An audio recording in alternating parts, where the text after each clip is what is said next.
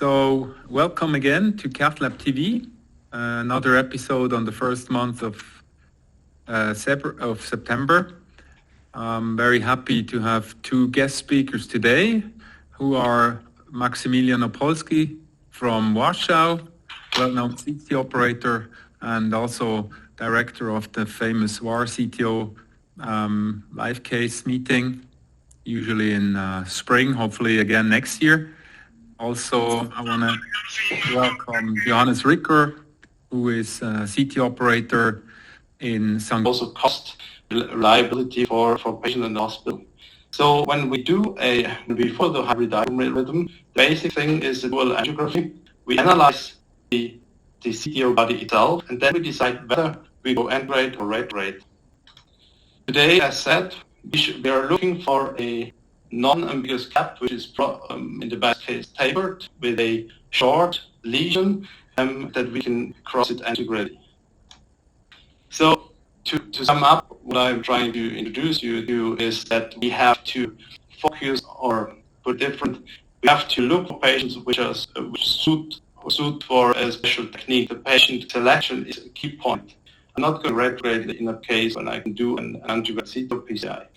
And this combination of patient selection and the technique which are doing is promising for the patient safety, efficacy, and the outcome later on. I just want to jump to the case presentation, if that's okay. It is a case about a 49-year-old male patient. He presented a couple of weeks ago in our hospital. He suffered an inferior STEMI, and he has a diabetes type 1, some risk factors as well, and the echo showed a very good LP function, about 50%, with an akinetic area in the inferior lead, but no significant valve disease at all. And after the STEMI, we performed the MR scan, which showed a fully viable left coronary system. I will show you now the setup shots. You see it's a pretty straightforward STEMI. It was fixed with 3 drug-eluting stents. And if you look at the left coronary arteries, it's a bit surprisingly that this youngish patient has a severe 3-vessel disease with a proximal severe lesion in the LAD and a CTO of the circumflex. You want to give some inputs about how you would treat this patient, or are there any suggestions what we should do? Would you just go straight for a bypass surgery in this youngish patient of 45 years and he has diabetes? So the circ, the PL branch comes retrogradely over epicardial collaterals, is that right? Yeah. And then the right, the RCA also seems to be perfused retrogradely. Was that another CTO or how did? No, that was the STEMI. These shots were the basic setup shots we had when the patient arrived at the STEMI. My colleague just did the left arteries first and then fixed the STEMI. That's the Retrograde fitting of the STEMI vessel. Okay. To play devil's advocate, first, how do you know it was not also an acute or occlusion on the circ? I think that's a thing of the ECG and as well as the behavior of the vessel of the right. Okay. And basically it was later on it shows. So you fixed, during the ACS, you fixed the right. Now he has a remaining functional 2-vessel disease with the CTO of the PL branch and a significant lesion in the mid-LAD. Yes. Well, I would try to do the CTO antegradely.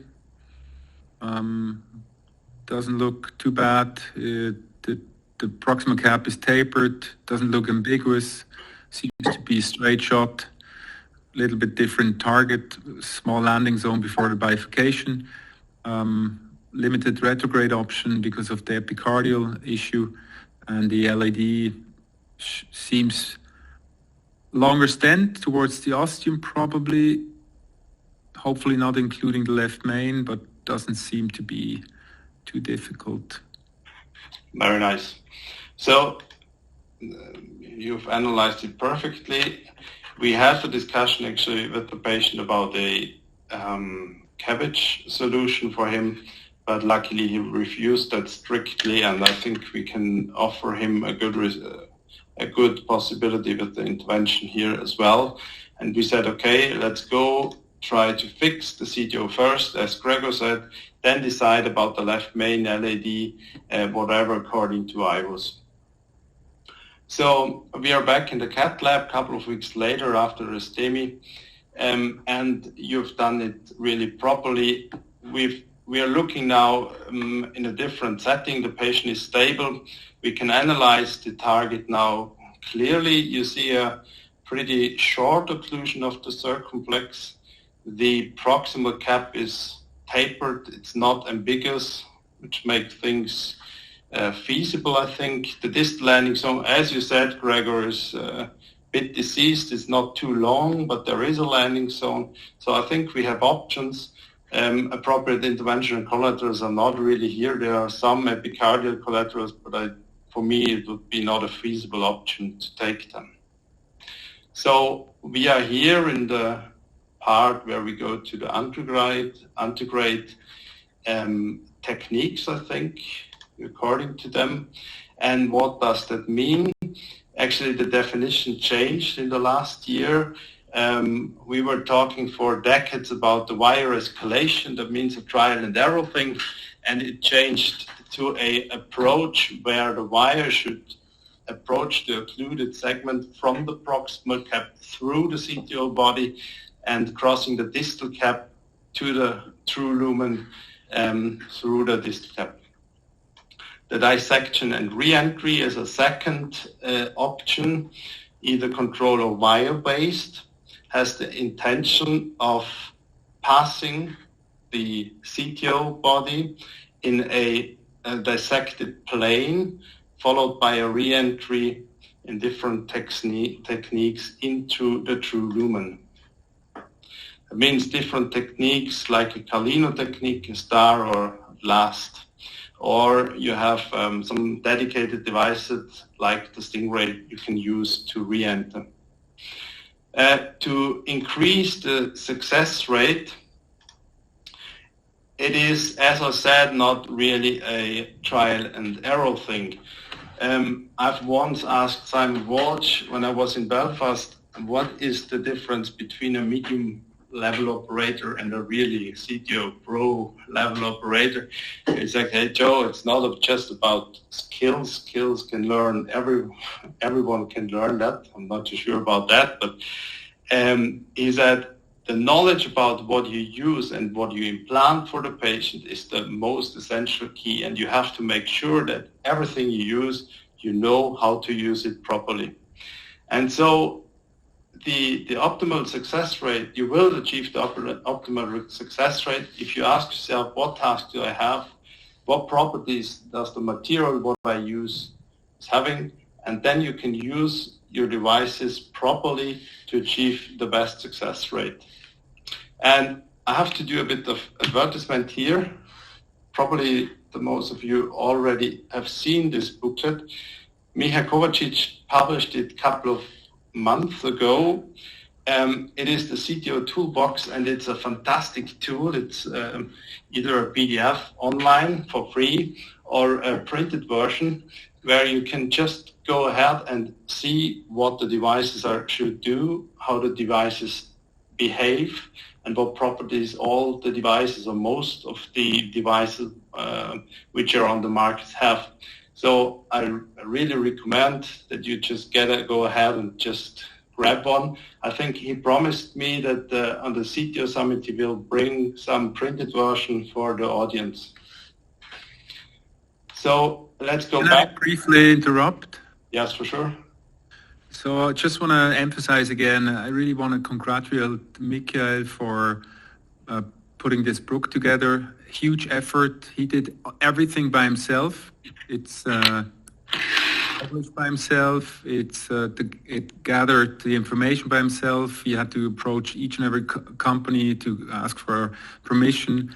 In this latest version, it's the second edition. There is also advice by a few operators, such as I think Cambis and Manos Brilakis, tips and tricks for each device. It's not just depicting the device, but it's also giving you some tips and tricks. Of course, then you have to practice a lot. You don't become a tennis star just because you know how to play perfectly. You also have to practice. And just a small advertisement for CathLab TV 2. We have been working for also many years on an app version of this toolbox, which has similar functionalities, but it will be automatically updated. You don't have to carry a book around. So I cannot tell more, but soon coming out an app on similar things. So that's our own advertisement. Thank you very much for this input. I like to hear from real enthusiasts what's going on. That's good. So let's come back to the actual case we are discussing. So sticking to the algorithms, we choose a Mamba Red microcatheter, brought it down with a standard workhorse wire, then exchanged for a really low tip weight wire, which is able to crack the loose tissue I've expected in the proximal cap. And then I really pretty quickly realized that these micro channels I suggested were not real channels, but some autocollaterals, and the actual cap was pretty hard. We've tried to engage the gladius, but in fact it was pretty not so successful. You will see now what's going on, and you can ask yourself what would be your next steps. So again, this is probably the gladius, and you see it's aligned to the vessel in the vessel architecture in the landing zone, but it's definitely out of the CTO body and not in the true lumen. So what would you do in this setting? Do you have any inputs for me? Well, Joe, congratulations. I think this is a great case to discuss Antegrade wiring. And I think today we are not talking anymore about wire escalation, but we fit the wire to the task he has to accomplish, and also the material you need. So you have two options here. I think you can go for a contemporary parallel wire, dual lumen microcap, or even with a triple port microcap. Or if you are an ADR operator, I think you have a good landing, so you can go for ADR. Very nice. So that's actually what we did. We were that was the discussion we had at the table at that stage. There are a couple of different options, and we decided to go with a new device. It's the Recross, formerly dual lumen catheter. And the special thing is that you have over the wire lumen, the white port, which actually has an exit on the tip and an exit 1 centimeter beyond the tip.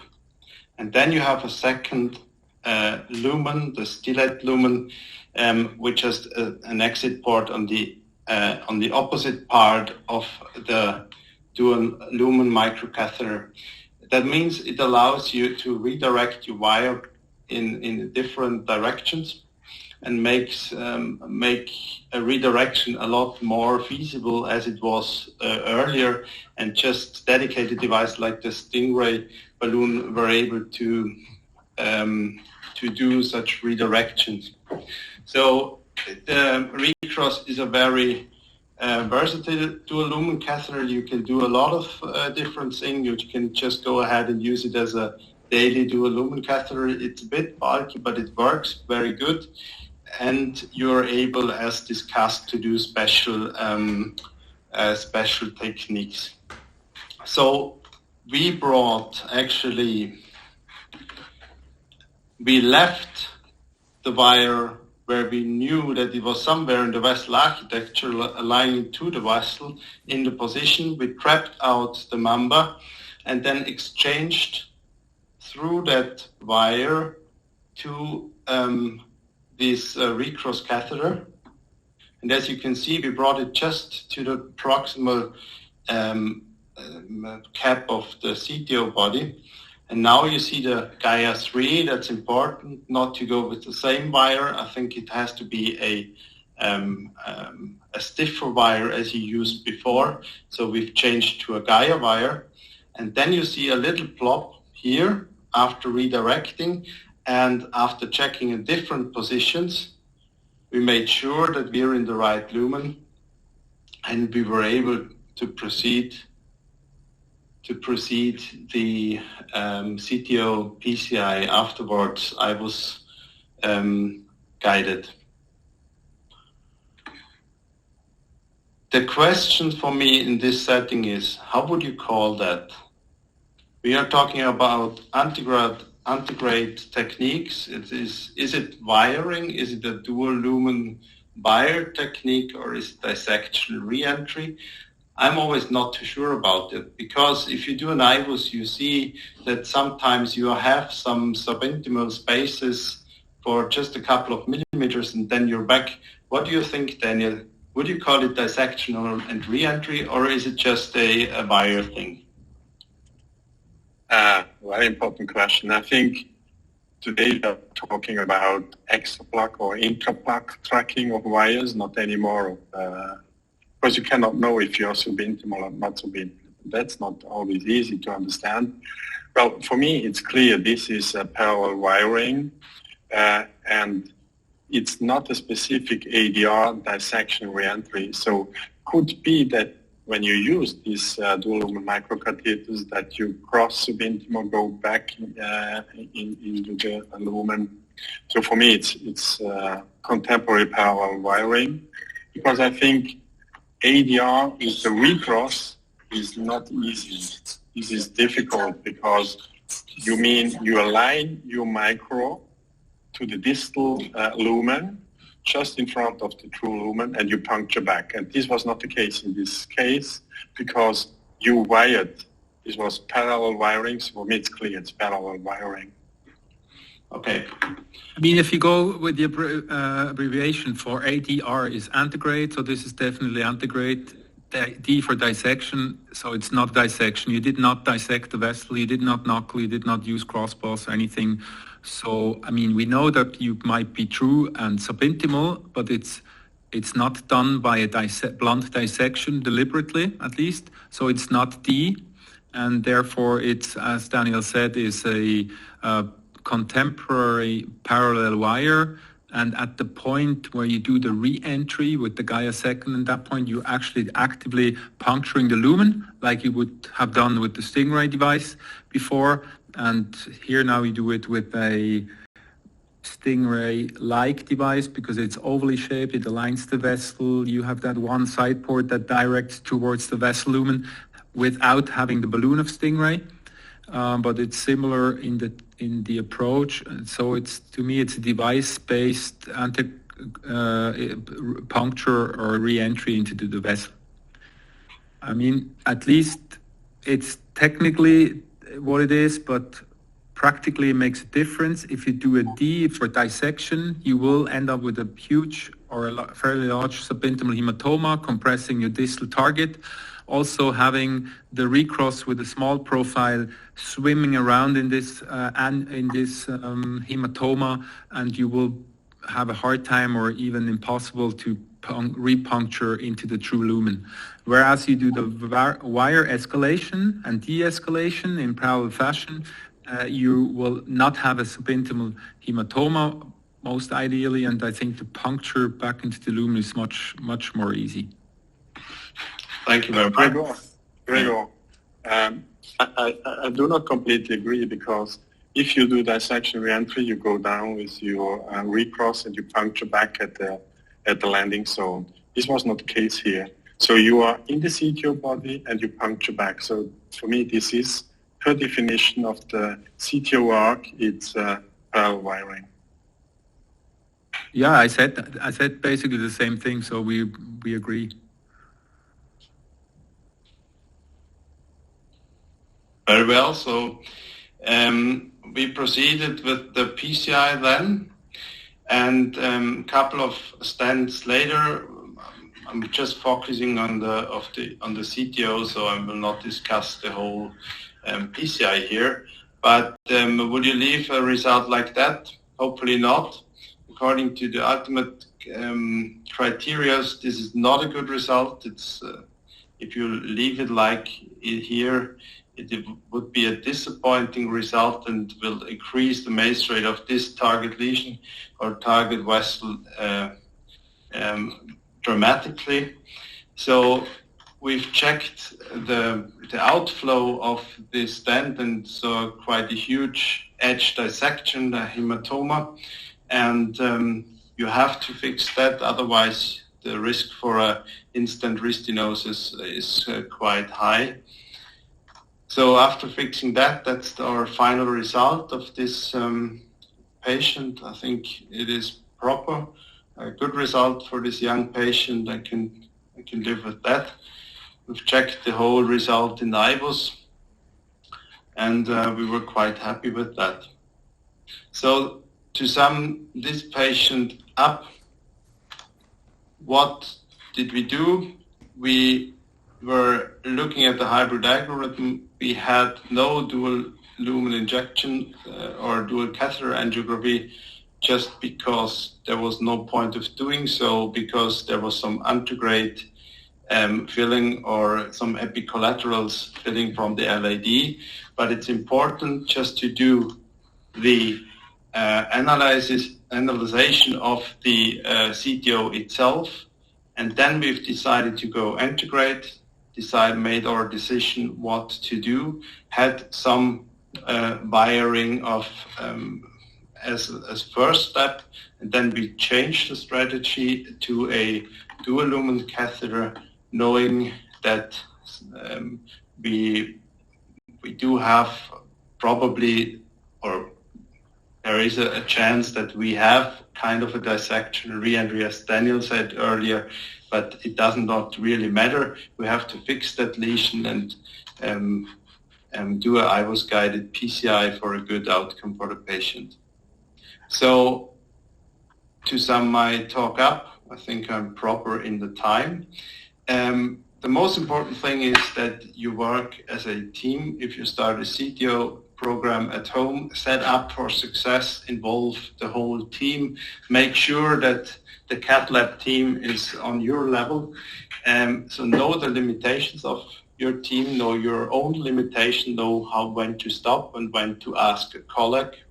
Know your equipment and use the tools which are already available or coming up, like the app.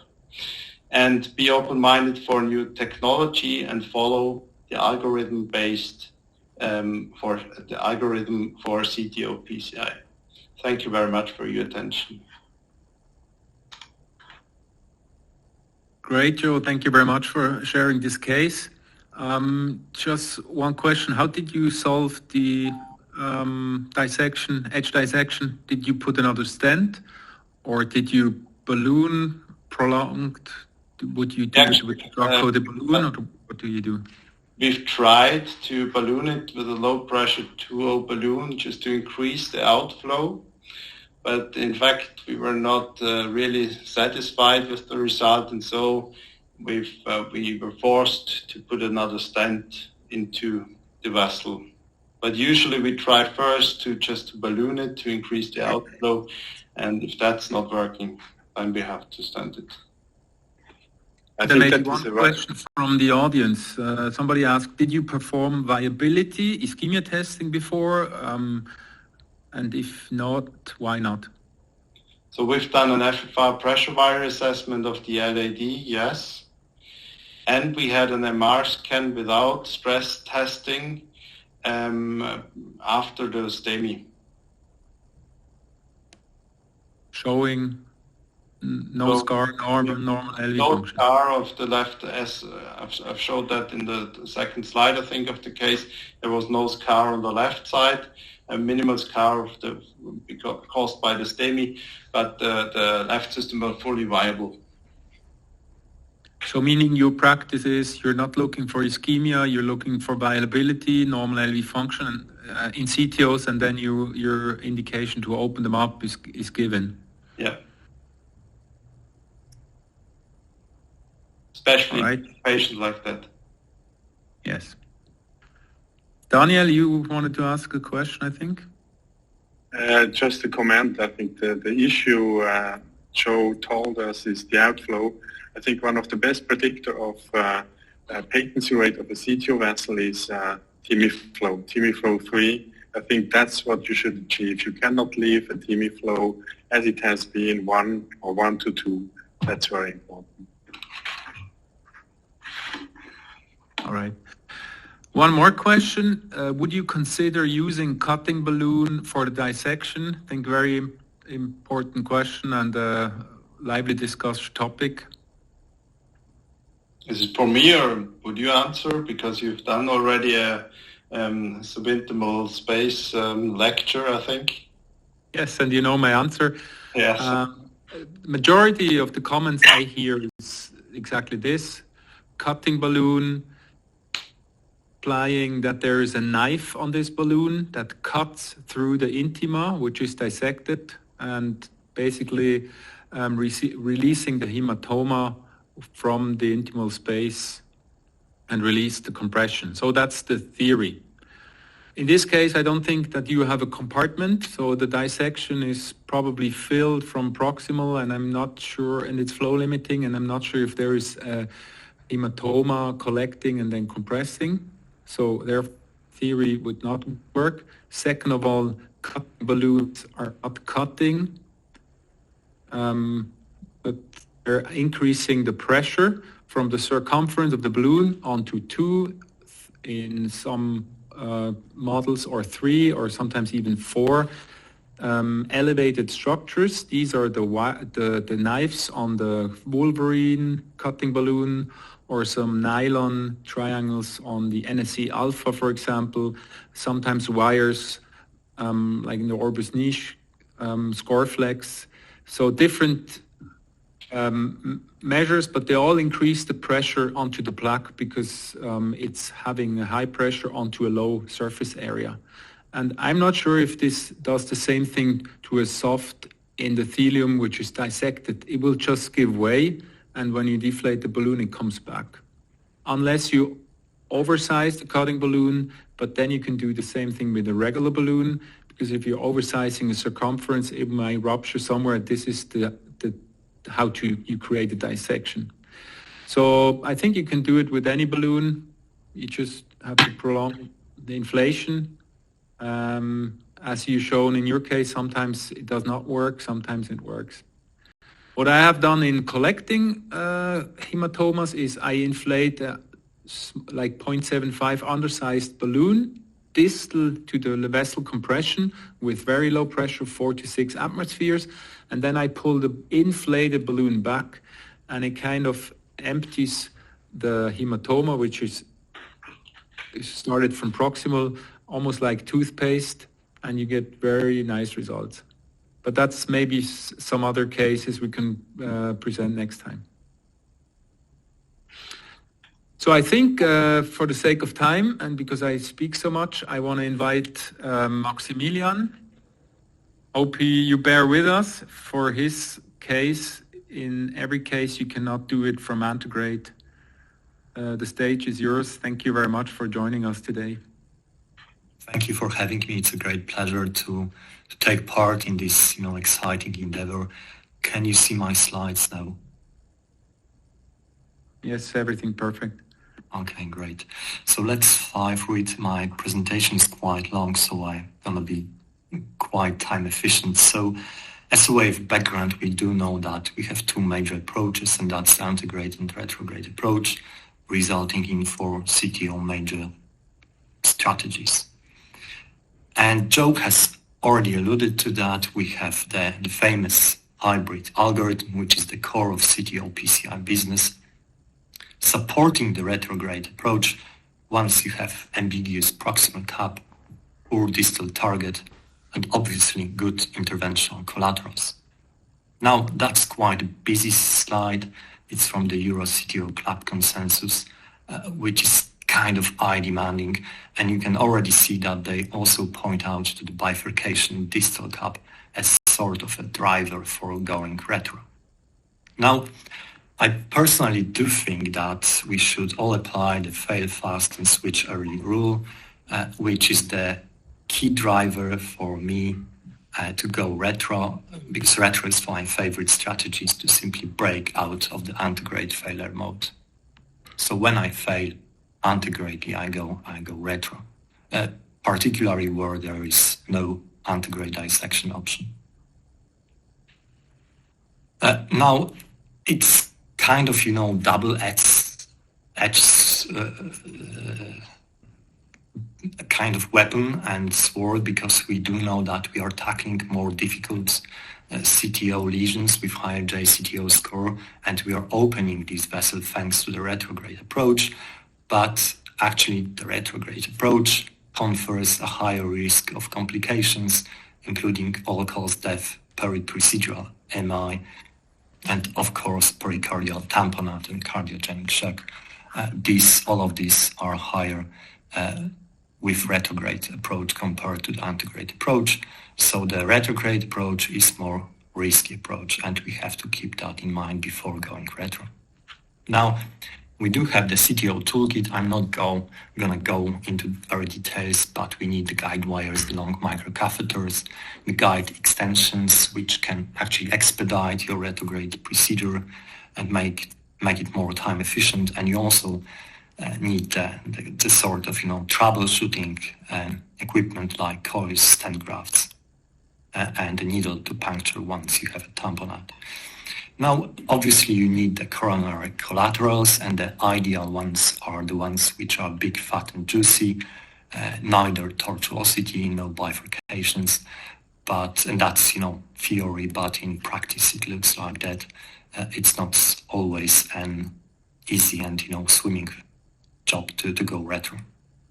So we do have interventional collaterals like the one you see on the left-hand side, and then you have the sort of non-interventional collaterals, and of course, being non-interventionals is in the eye of the beholder. So it depends on the operator whether you can actually tackle and try to go through these more risky collaterals. Now we stratify coronary collaterals based on localization, and we can go through the bypass grafts. These are quite easy, so once you start off your retrograde journey, go through the bypass grafts, you can dilate them, then you approach septal collaterals, and once you master that, go for the most dangerous sort of collaterals, epicardial collaterals, which are more risky to approach, and you cannot dilate them. Now, there are obviously wires to cross the collaterals, and simply we have 4 wires on the market. The most important one, the Sion Black, the SUO3, which is a very gentle 0.3 grams guide wire and a filter XTR. And with all of these guide wires, you can cross the collaterals. Now, you can go for the bypass grafts, which are patent, as in this case. I'm sorry for the quality, but we are kind of crazy about saving radiation, so we use these safety and low radiation protocols, but you can simply go for the open venous grafts. You can also open up the occluded venous grafts, and that's one of our cases. We have the venous graft to LAD with completely ambiguous proximal cap. We go with the polymeric wire, which was pilot 200 in that case. We advance our MC, we follow with the guide wire, then we trap it out, we inflate the balloon, and we sort of advance our guide extension, and we get the retrograde approach. Now you can also go for the Lima arterial grafts. That's a patient with occluded left main, and we sort of use the Lima graft to open up the left main. Now you can go for the septals. The most famous technique is septal surfing, that's going from LAD to RCA. You can also go from RCA to LAD, which is kind of more arduous task, but it's also quite feasible. That's a patient with CTO-LAD. We failed antegrade wiring, we failed parallel wiring, and then we went through the septal from the retrograde approach. Now, that's kind of funny thing. That's a patient with CTO-LAD and a concomitant CTO of RCA. We failed antegrade wiring, then we went through the septal collateral with the Sion black wire to the occluded distal portion of RCA, which you can see in the middle part. It's gonna come smoothly. And then we confirm that we are in the distal RCA. You could ask me, why are you doing that? You are in the RCA, it's not the target vessel. But then we went once again from the RCA to LAD, so it's sort of double surfing. And we were in the distal LAD. Then you can go for tip injection. That's sort of kind of more gentle way to do that, particularly in more tortuous collaterals. And once I go for tip injection, I usually use a SUO3 wire, as indeed in that case. Then you go for epicardial crossing. That's most importantly, we usually go with kind of gentle crossing with SUO3 wire. We wait, we torque the guide wire, and we let the guide wire go. And that's one of the examples. Then we confirm we are in the right spot. That's intermediate branch, going from diag. That's another story, quite a big, fat and juicy epicardial collateral from LAD to RCA. And you can use the loop techniques in such sort of big collaterals, so go with the loop, most often with the Sion wire, and it's quite safe. Now that's the fast spinning technique, going through the epis. Most often we go with the Sion black guide wire. You just take the torquer and do it like, Cambi sway like, and you cross the collaterals. It's no magic. You can actually master that. Once you cross the collaterals, you have to open up the CTO, and then you have two major approaches. So you can go for retrograde wiring, which simply means you cross the CTO through the right lumen, and that's the most easy, let's say not easy, but the most straightforward technique. And then you can actually, once it doesn't work, you can go for retrograde dissection and re-entry, and that's the more common technique, which simply means you dissect from antegrade, you dissect from retrograde. So we try to create knuckle wires from both sides, then you put the antegrade balloon and you try to go with the retrograde wire into the space you created with the balloon, and that's called the reverse cart, which is part of retrograde dissection and re-entry approach. So the first retrograde wiring, that's an example. We are solving out the quite tough CTO RCA, that's my Proctor case. And then we go with the Glarius EX guide wire true to true, and that's the final result. But most commonly, we use the right retrograde dissection and re-entry. The life is not so, easy in a way. Retrograde wiring is actually not so common. It makes for 1 of 5, 1 of 4 CTO-PCI retrograde approaches, and that's retrograde dissection re-entry. You create the knuckle, both antegradely, retrogradely, and then you insert advanced, as in this case, guide extension, and you try to engage the guide extension once you deflate the balloon using your right retrograde guide wire.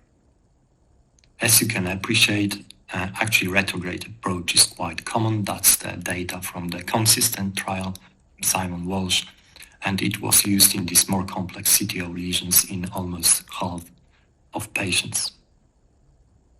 Once you cross CTO, you have to externalize, and there are many ways to do that. The most common one is to actually deliver your microcatheter into antegrade guide. Then once it's done, you simply exchange your retrograde wiring, guide wire, into externalization wire, and then you try to go and, just go through the valve, the three-way stopcock.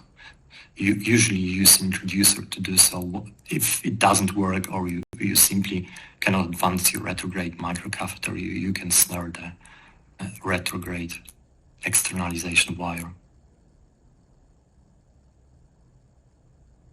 As for anticoagulation, you mostly use unfractionated heparin. We should monitor ACT every 20 minutes, and we should go for ACT over 350. And most often you actually need a dedicated nurse to do that, and we simply have someone telling us that 20-minute time is actually gone, so we don't have to think about that. That's the summary slide, but for the sake of time, I'm gonna skip this one and go for the case presentation. So actually I have two cases. I don't know if we have time for the two cases, but let's start with the first one. It's a 62-year-old man with CTO of RCA, JCTO score of 3 points, post-STEMI patient, chronic heart failure, ejection fraction 24%, quite symptomatic, and he has a thrombus in the LV apex, so we couldn't use Impella to open up this CTO of RCA.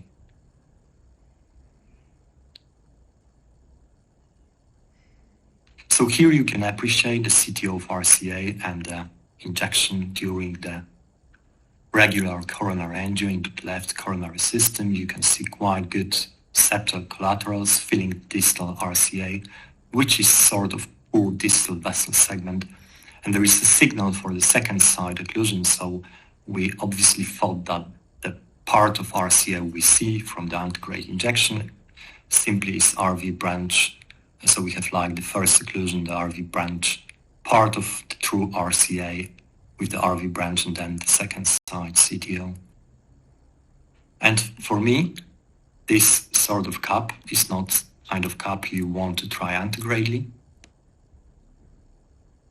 I call it coronavirus-like proximal cup. That's just to make sure that, you have so many bridging collaterals and you simply don't want to put your wires, because you will never ever be quite sure that you're in the right spot. And once you advance your microcatheter, you might be in a big trouble. So for me, it's kind of a key driver for going retro, trying to dissect that and going for the antegrade dissection approach. So when I see such a cup, I don't go antegradely. So we did CT to plan our procedure, and indeed this patient had double CTO RCA with the first occlusion side. This white spot is a rock of calcium and a very proximal cup. It simply means that, your antegrade wiring will be a kind of Herculean task. It's gonna be very hard to wire that antegradely true. Then you have this, mid portion of RCA with RV branch, second occlusion side, no so much calcium, and then distal cup with sort of intermediate calcium on coronary CT. So our approach was to go retro. Once it fails, we go for ADR to this mid portion RCA and then try to get into the true lumen. And depending whether we go into this mid portion, we could go for antegrade dissection and re-entry, and then antegrade wiring, or simply antegrade dissection re-entry. But no initial antegrade wiring. So that are the injections. Once you actually advance and put your Amplatz left guide, you can appreciate that you're sitting so deep inside the proximal cup, you have sort of, lesser opportunities to open it up from the antegrade fashion, because it gives a good support, but it may not be so supportive in this way to go antegradely. So we stick to our plan. We went retro with the Xeon wire.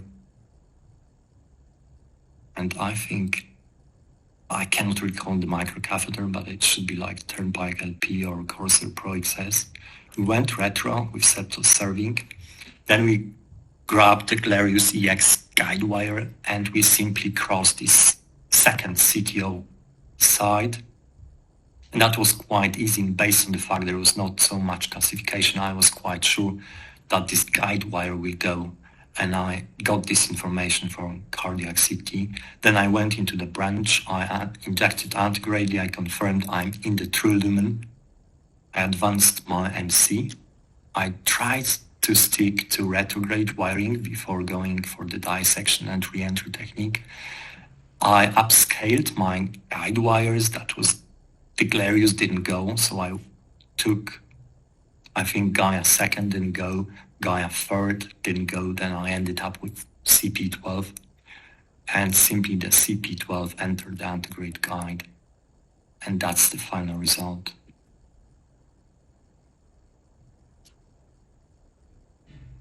So I'm very curious if you have any questions or comments about this case. Well, great case, a great demonstration. Thank you very much. Just being a little bit provocative, looks like if you go one slide back that your Antegrade wire formed a knuckle and eventually ended up in an RV branch, most likely even true lumen. So if you would take away all the retrograde gear, that would be just an Antegrade knuckle doing a star or a last into an RV branch. Also, so I see that happening many times. And then I question myself, wasn't that initially just an Antegrade case with ADR? Even sometimes the fielder Antegrade goes wire-based into true lumen. So you could also argue, even with that ambiguous proximal cap, maybe longer course of the CTO, you can always try Antegrade, even jump into a knuckle if you master dissection reentry, and only as a bailout you go retrograde. What do you think about that take? What's your comment? Yeah, great comments, Greg. I fully agree, because that was kind of, frail patient, LV function 24%, and, going retro in such a patient without mechanical support might be quite risky, but we took that risk. In my book, having climbed double CTO is almost always the retrograde approach, although I agree sometimes there are some exceptions from the rules. Number two, I agree there is a knuckle, and as you rightly point out, and that's a great comment, I actually was curious if anyone could point it out. The story, I tried to make the whole story short, but the procedure was like that. I crossed the second CTO side quite, briskly in a time-efficient manner, and then I advanced my microcatheter. I tried with Glarius EX, it didn't go. Then I switched to the Gaia family, it didn't go.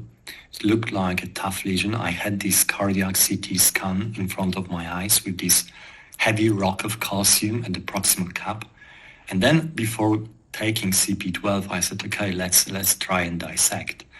And I skipped that point, right? So I did base, and that's why you have a kind of another guide wire in this conus branch or something, right? I did base.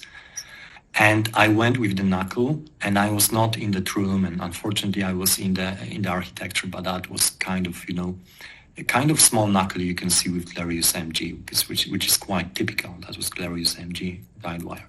And then I saw that I'm actually in the true lumen retrogradely. I'm in the dissection extra plaque antegradely, and I said, okay, before I dissect retrogradely, let's take kind of stiffer guide wire. And I should have done that before doing this knuckle, but I sort of took a shortcut, which obviously happened to be kind of prolongation of this kind of procedure.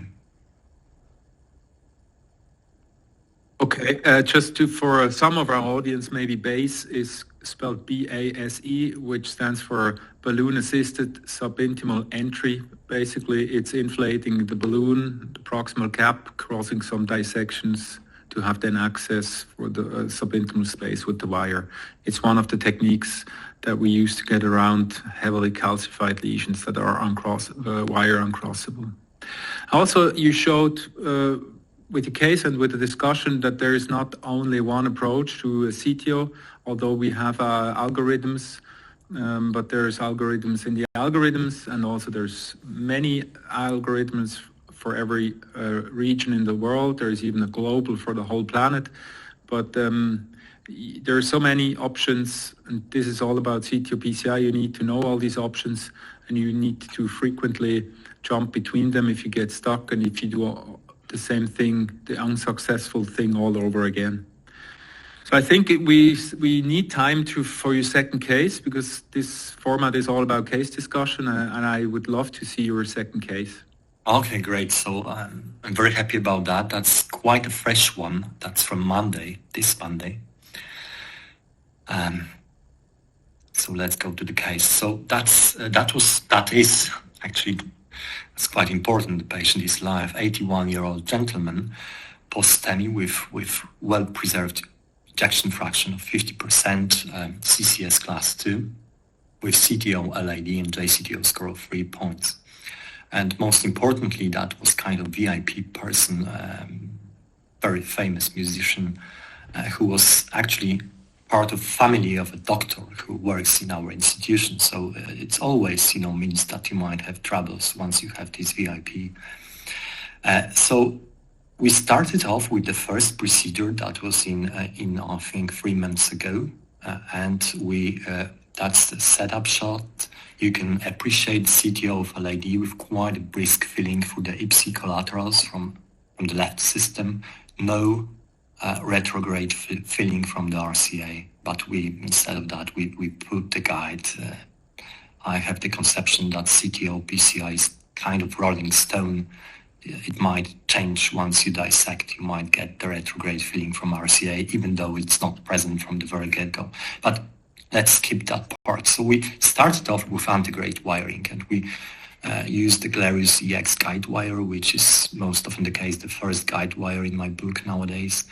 And we went into the extra plug space.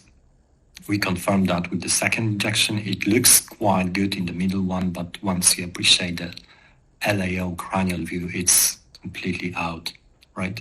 So we then switched to the Gaia family, didn't work. We used even the Hornet 14, didn't work. We used the double lumen, didn't work. So we went from the epi. And we crossed this circ to distal LAD, epicardial collateral, which is quite tortuous, with the SUA guide wire. It took some time, but after being quite patient, and you have to take your time with the SUA guide wire, and most importantly with the epicardial collaterals. So you do these gentle maneuvers, torquing, advancing very slowly, and wait and look. So you simply use your eyes, your hands, and your tactile feedback, which is very, very gentle from this guide wire point of view. And we cross this epicardial collateral with our guide wire. But it's often the case with the SUO guide wire that it actually outperforms the microcatheters, right? So we advanced our Caravel microcatheter, but we got stuck just a distal portion of this LAD. And I didn't want to push my risk, right? Especially when I see this movement and the very tortuous part of the epicardial collateral. I don't want to see it more moving, right? Because it means that you simply broke the collateral. And that's tragedy, these patients. So I got stuck with the Caravel, and being in the distal, let's say, apical part of LAD, I took the risk, and I swapped my guide wire, which was to Xeon Black first, didn't go. Then I swapped the guide wire to Glarius EX, didn't go. It actually went, but it didn't cross the CTO lesion because I had no support from the microcatheter whatsoever. Then I upgraded to Gaia second, Gaia third, and didn't go. So I said, okay, I'm going to try and use this guide wire as a marker wire. And I went for Antegrade wiring again, but I failed. So I said, okay, that's kind of investment procedure. The distal target doesn't look so optimistic. I'm going to try and star this vessel. And if it doesn't work, I'm going to take the patient back. So I did star with a Fielder XTA, but it went, as you can appreciate, in the middle part into this extra plaque space along the small diagonal branch. So I was not in the true lumen. I actually bypassed all of the small vessels. There was no reason to go further on, and I did SPM, which is subintimal plaque modification with 2.5 balloon. And that's the final, very gentle injection. The patient was fine. So we took the patient back this Monday. We checked the right, there was no filling. Max? Right? Sorry to interrupt. Did you, after you did this balloon modification or the slight predilatation, did you try again with the retrograde suo to pass, or you gave? Yeah, that's a very good point. I made a short attempt, but didn't work. And you never tried reverse card and then actually externalizing or doing a tip-in and convert antegrade with your suo? Because this is what I usually do when I get stuck with the retrograde microcatheter. I'll still try to do a reverse card and then do a tip-in because I cannot externalize the wire. Yeah, I tried to dissect from retrograde, but I couldn't without having, the microcatheter deeper inside. That was at the very apical part. It was quite hard, and I said I go for this investment procedure. And as it's always the case, you just, hope and keep fingers crossed it's going to be opened once you take the patient back. And that's actually the injection to the left after, let's say, 3 months' time. And you can simply see the dissection plane, the extra plaque space above the true lumen, I think. And funnily enough, the distal target looks better now, although, the vessel is not open. So I was quite, more intelligent, having all of the information I got sacked from the first procedure, and I knew what works in this patient, what doesn't work. So I was, in a way, in a better, kind of growth mindset. So I started off with Antegrade wiring, with first Glarius EX. It went into this dissection plane, but I was expecting that, so I left this wire and I trapped out my microcatheter and I went for parallel wiring with Gaia Third, and I tried, based on what I saw, to wire that below the first wire, so that I'm in the true lumen. But as you can appreciate, the distal portion of the Gaia doesn't look fine. It's kind of, swimming, which is a bad sign. You don't want to see your Gaia bended like that. It means that you are not in the true lumen, right? And then I injected again, and I saw this kind of small contrast extravasation in the middle part of LAD. And I think it's quite important point here now, because we are just about to go retro, and we have to decide whether we go retro. If we make a mistake and there is something wrong going and it's gonna, have kind of consequences, you're gonna be in a big trouble once you're retro. So it just, telling about you what can happen, try to be oversensitive sometimes. So I just waited like 3 to 5 minutes and the patient was fine, nothing happened, no echo. I was quite sure it's just a small kind of dissection. There was no problem with that. So then I went retro, I used Turnpike LP, I ran out of Corsair Pro XS. So I had just the long Turnpike LP, I didn't put the Caravel, but then I got stuck again with this Turnpike. It went bit higher, right? It crossed the apical portion of this LAD, but then it got stuck and I couldn't advance, and I didn't want to push my luck again. So then I looked at the setup shot and I saw the dissected plane above the true lumen, and I just wired that with, it took some time, I admit, with the Gaia Third guide wire. And it tended to go beneath the diagonal branch, but then I retracted the wire. And after some time, having no control because the microcatheter was, far away, I managed to wire the proximal LAD above the diagonal branch. So I was quite lucky at this point. Now you can see the wiring, right? Then I confirmed that I'm in the true lumen. But then this guide wire, and it's, already pre-shaped in a way. So we have no opportunity to take out this guide wire and to, shape it in the way you want, tended to go to this small series branch, right? And it was quite annoying for me. And, you are trying to go into the left main and you're pushing this and advancing this third guide wire, which might dissect the left main, but ultimately we were lucky enough to cross the left main, but then we couldn't advance the guide wire into the guide. We tried, pushing, pulling the guide. It didn't work, so we took the second guide and we did it by radial. And it's always the case. It's more difficult in these old patients going by radial. Use 80 plus and the guides didn't really fit so well. So first we started off with JL guide, but didn't work. And then we exchanged for EBU for O going from the left radial. And after some time, after some work, we were lucky enough to engage this EBU for guide. And then we did simply tip in, as you can appreciate on the right-hand side with the Corsor Pro XS, the short one we had. Then we advanced the guide, the microcatheter, which was not so easy. It took some time again, and then, you can see kissing microcatheters, and we finished up the case. That's the final result. Excellent result, Maximilian. What I really like is all your septals are there. So it looks really that you were mostly true. Doesn't matter if you're true, but when you're true, then you don't cut off your side branches. And an LAD without side branches is not a prognostic relevant vessel. So it's all about septals and diagonals. The LAD itself is just the conduct to bring the blood through these branches.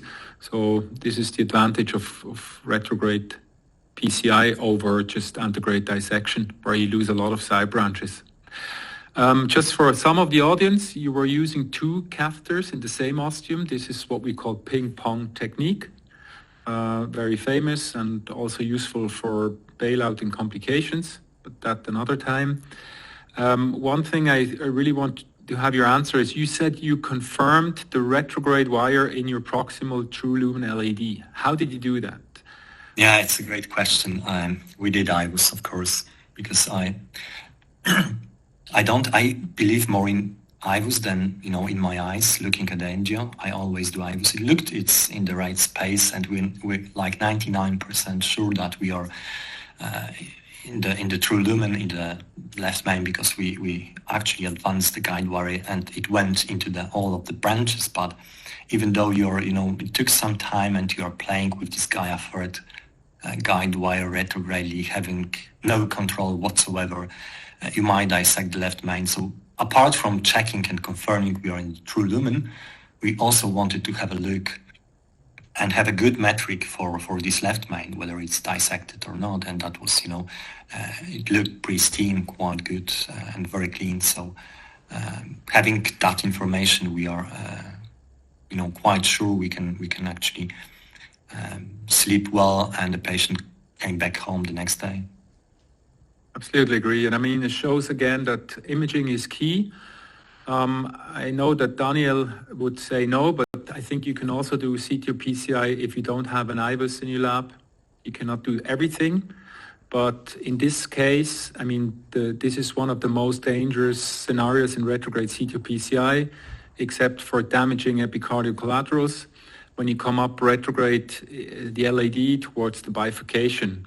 Even though you are true in the left main, if you enter the left main just slightly before the circ takes off, and you will dilate or even later implant the stent, you will shut off the circ. And there's a couple of cases presented with just small, tiny intima flaps, and you cannot tell that from the angio. So either you look inside the vessel with whatever you have, IVUS or OCT. OCT, of course, only if you have stented the distal vessel, if there is no dissection or hematoma, because you would blow it up. Otherwise, you stick with IVUS. I love to do it in a other way, which is, in my opinion, even more safe, because it's physical assurement of the wire position, and still sometimes if you're unexperienced you can misjudge the IVUS and think you're true, but you're still in a subintimal flap, or you can miss it. So what I like to do, and for everybody who does not have IVUS, you just advance a guide extension catheter, like guideliner, telescope, Gideon, you name it, and you just advance it beyond the bifurcation, so in this case into the proximal LE, and whenever you enter retrogradely into the guide extension, you're 200% sure that you're not subintimal. This is kind of proof if you do not have IVUS or for some other means you cannot do it. Right. So I think these are my only comments. Other than that, it looks excellent, and to be provocative, I think even better than the bypass. So we do not have any more comments from the viewers. Again, for the sake of time and to stay crisp, I want to finish today's session. Just one more thing. We must announce the Swiss CTO and CHIP Summit, which is going to be held in St. Gallen in Switzerland this month. And the end of September, we start with the Chip Starter course, which is for everybody who wants to learn complex PCI, CTO-PCI, and wants to get more experiences and more discussion. We already have 15 people participating. It's a very personal and friendly course with hand-on rotablation, orbital arterectomy, wires, and shockwave. And then Thursday, the Congress starts with 11 live cases, 11 case in the boxes, state-of-the-art lectures, a nice dinner, and lasts until Friday afternoon. If you want to inform yourself or join us, please go on our website, www.swissctosummit, in one word, .com, and you can have all further information there. And if you want to come back to CathLab TV, we see us again in October, right after Swiss CTO Summit, the first Thursday in October, with hopefully another interesting case discussion. I want to thank Joe and Maximilian for great presentation, and I hope we can count on you guys in the future on this format. So have a good night. See you next time.